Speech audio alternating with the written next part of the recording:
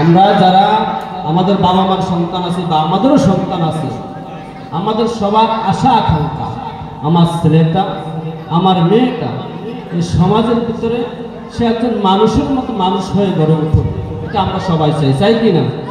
কিন্তু দুঃখের বিষয় হলো, পরিতাপের বিষয় হলো, আফসোস আমাদের সন্তানগুলা আজকে সঙ্গ দোষে নষ্ট হয়ে যাচ্ছে। কেমন?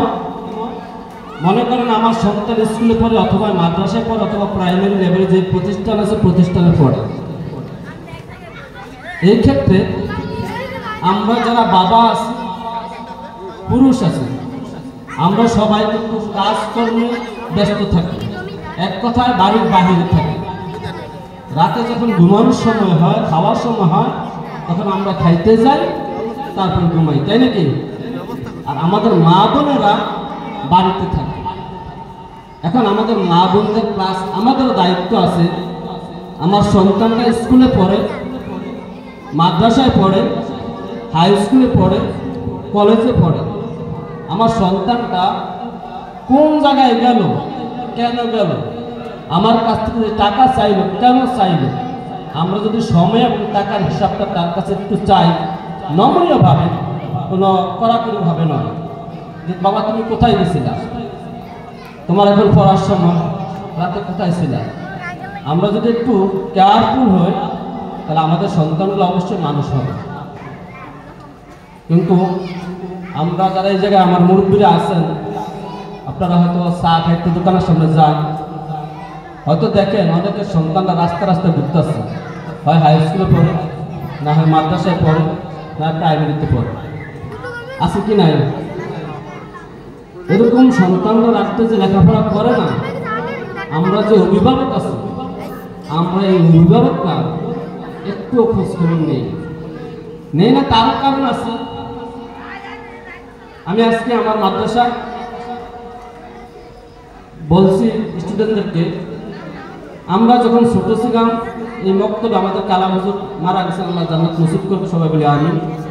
হুজুর যখন আমাদের এই মসজিদে ইমামতি করত, তখন কিন্তু আমাদের মসজিদ হয় না, কাছাকাছি থেকে শুরু করছে। তখন আমাদেরকে রমজান আসলে বাড়িতে পাঠায়, বুয়া বাড়ি যাও, বরকন্দার বাড়ি যাও, সুকিদের বাড়ি যাও, শহীদ বাড়ি যাও, আমিনজি বাড়ি যাও, ওই বাড়ি যাও, কোন কালিতে কত খতম কোরআন তেলাওয়াত করা হয়েছে একটু খবরটা নিয়ে আসো।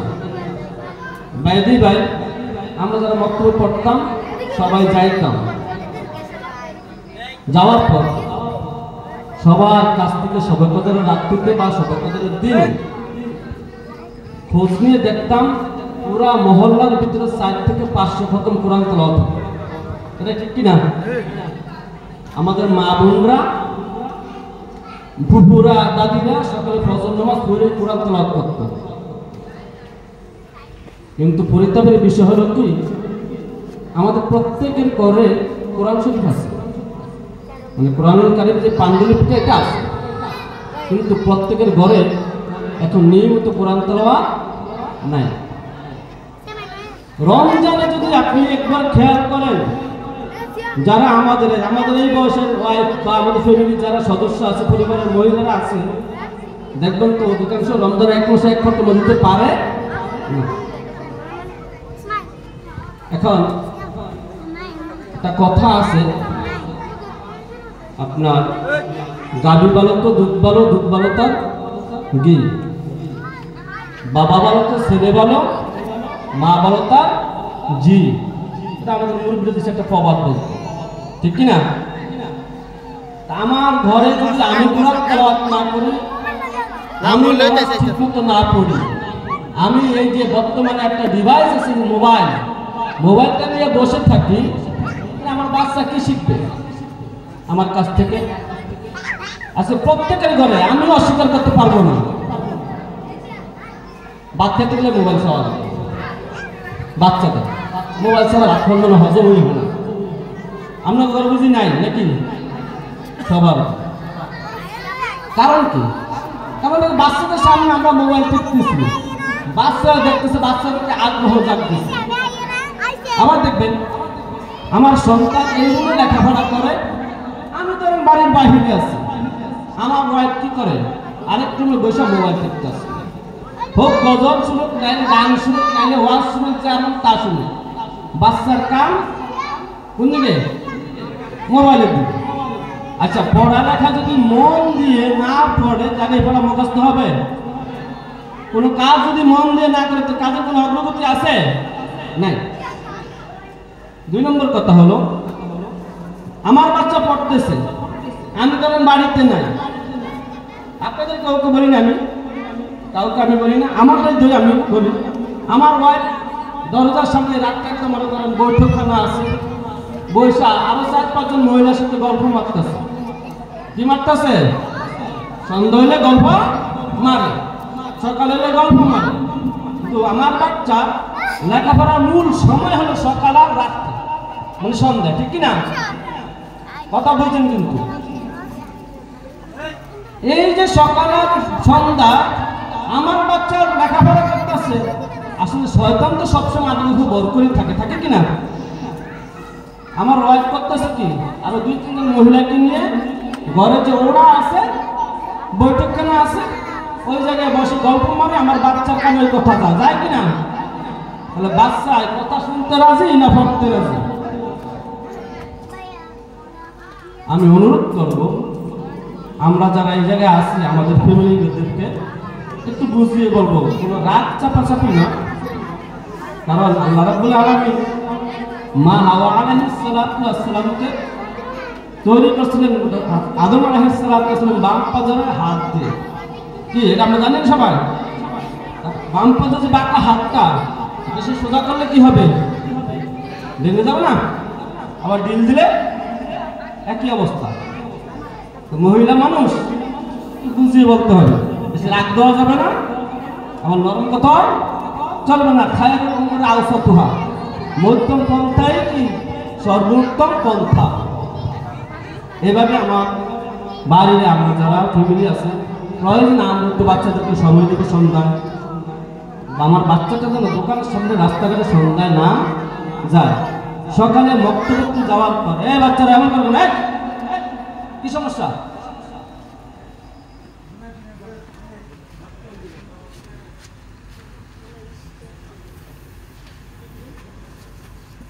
আমার বাচ্চারা মক্তব্য থেকে 7:30 বা 8টায় কোথায় যায়? বাড়িতে যায় কিনা?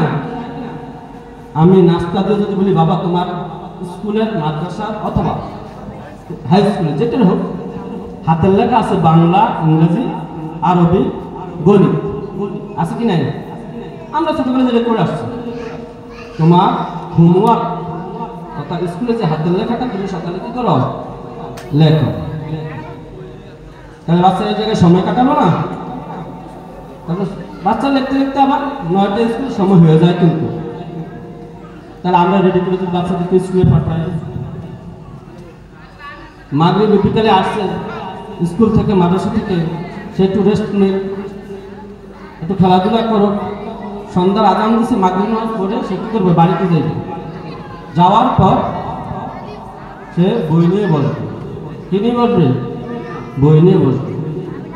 আসার আজান দিচ্ছে, যারা ছেলে আছে মসজিদে আগে আবার বাড়িতে গেল, মেয়েরা বাড়িতে নামাজ পড়বো, আবার 1টা না 9টা বা 10টা পর্যন্ত কি করবে?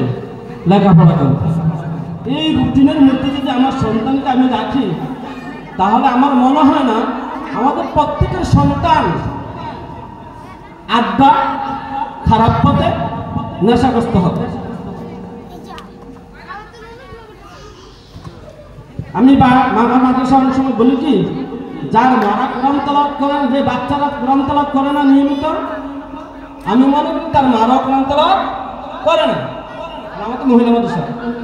আর যার মারা, যে স্টুডেন্ট নামাজ পড়ে না, আমি মনে করি তার মাও নামাজ পড়ে না, কারণ তাদের গায়ে বাস। আমি বুঝি, আমি বলি, তোমার মা যদি তোমার নামাজ, প্রথম নামাজ পড়ে থাকে, মাগরিব নামাজ পড়ে থাকে, এশার নামাজ পড়ে থাকে, তাহলে তুমি পড়তে বাধ্য। তোমার মা যদি সকালে সন্ধ্যায় কোরআন তেলাওয়াত করে থাকে, তুমিও কোরআন তেলাওয়াত করতে বাধ্য। কিন্তু আসলে আফসোস, আমাদের কারো ঘরে কি নাই? কোরআন তেলাওয়াত নাই। আমরা মোবাইলে সময় দিই কিন্তু বহু, তার 16/4 মোবাইলে যে আমরা যে সময়টা দিই, আমি, আমার ওয়াইফ বলেন, আমার বাচ্চা বলেন, আমার ভাই বলেন, আমার বাবা বলেন, যারা আছে আমরা যারা অ্যান্ড্রয়েড সেট চালায়, ফেসবুক চালায়, আমরা এই মোবাইলে যতটুকু সময় দেই, এই 16 ভাগের 4 ভাগ সময় যদি আমি আমার বাচ্চার পিছনে দেই, আমার মনে হয় এতটুকু যথেষ্ট আমার বাচ্চা মানুষ হওয়ার জন্য। কারণ আগের মতন আমরা ছোটবেলা দেখছি যেরকম কাজ কাম আছে মা বোনদের, ওরকম কাজ কাম এখন নাই। আছে? নাই। আরেকটা আমার কথা হলো, আমাদের এই প্রাইমারি স্কুল আছে না, এই স্কুলটা যারা টিচার আছে তাদের বেতন চলে আমার আপনার পকেটের টাকা দিয়ে। এটা মানেন না? সরকার দেয়? দেয় সরকার। সরকার বাপের পকেটে টাকা দেয় না। হলো আমাকে যে চাচা রহিম মাস্টার আছে, একটু খোঁজ করে দেখবেন কয়টা অভিভাবক তার সন্তান লেখাপড়া পারে কি পারে না, স্কুল আসতে কি আসতে না, স্কুল বন্ধ কি বন্ধ না, একটা গার্ডিয়ান, ম্যাক্সিমাম গার্ডিয়ান কোনো শিক্ষকের সাথে যোগাযোগ নাই। আমি ভাগ্যক্রমে যে কোনো একদিন সরকারি মানুষের 8ম শ্রেণীতে অথবা 7ম শ্রেণীতে পড়ি, আমার বাড়ির কয়েকজন নাম বলবো না, আমরা মাদ্রাসায় পড়ি, শয়তান আমার ওই দিন পাইছিল। সিদ্ধিফাটারি খোলা আছিল না বন্ধ খোলা, বইগুলো এই জায়গায় রাইখা হাঁটতে হাঁটতে সকালে হাঁটতে নদী করতে হাঁটতে হাঁটতে শহর উপরে গেছে। আমার এবার জীবনে স্মরণ হয়ে থাকে।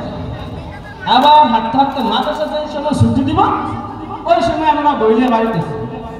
আমি রাখতে মনে হয় 10টা বাজে, এই নামাজ পড়া আব্বা রাতে থানা থেকে নামাজ পড়ে আইসা আমার উড়েছে আজকে মানুষের কিছু আমার টের হয়ে গেছে বিয়া, নিশ্চয়ই কোনো হুজুরে বলছে না, বললে আব্বা কি জানেন কথা হচ্ছে। কারণ অভিভাবক যদি শিক্ষকের সাথে যোগাযোগ করে, ওই শিক্ষকেরও কি ওই ছাত্রের প্রতি কি থাকে, সন্তানের প্রতি নজর থাকে। তৃতীয় কথা হলো, আমাদের এই মসজিদ এলাকার সবাই আছেন, হয়তো কোন বাড়ি জানি না, অনেকে আমাদের এই বাড়ির ওই বাড়ির অনেক আছেন। আমাদের এই মসজিদের কর্নার এবং আমাদের যে নয়া বাড়ির ওদিকে এই রাস্তা, আমাদের মিজান কাপড়ের যে খোলা, শফিক ভাইয়ের যে খোলা, এদিকে আমাদের এলাকার যারা গাঞ্জা খোর আর বাবা খোর, এদের আড্ডা আছে।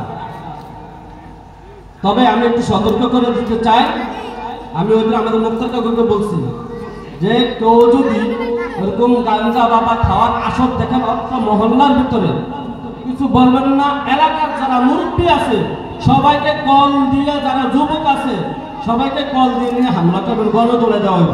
হয় গণদোলায় না হয় পুলিশের হাতে। কয়টা হয়? গণদোলায় না 2 নম্বরে পুলিশের হাতে। আমি আজকে এই জায়গায় এই কথা বলে গেলাম, যারা নেশা করে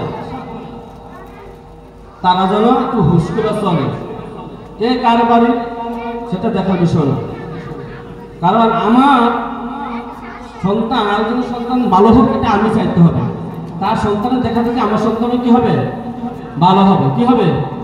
আরেকজনের সন্তান নষ্ট হোক যদি এটা আমি চাই, তাহলে তার দেখা থেকে আমার সন্তানও নষ্ট হবে। এটা মানেন তো? এই কারণে আরেকজনের সন্তান দেখেন যদি খারাপ পথে যায় বা ছোট বাচ্চা বুঝে না, তাকে বুঝিয়ে দিবে। কথা ঠিক আছে তো? তাহলে ওই সন্তান যদি আমার সমাজের ভিতরে 10টা সন্তান ভালো হয়ে যায়, তাদের দেখা থেকে আমার সন্তানটাও কি হবে? ভালো হবে। আমি আপনাদের অনেক সময় লস করলাম, মনে কষ্ট দেবেন না, ক্ষমার দৃষ্টিতে দেখবেন। আল্লাহ রাব্বুল আলামিন আমাদের প্রত্যেককে ইহদিনাস সিরাতাল মুস্তাকিম এর পথে চলার তৌফিক দান করুন। সবাই বলি আমিন। ওয়া আখিরু দাওয়ানা।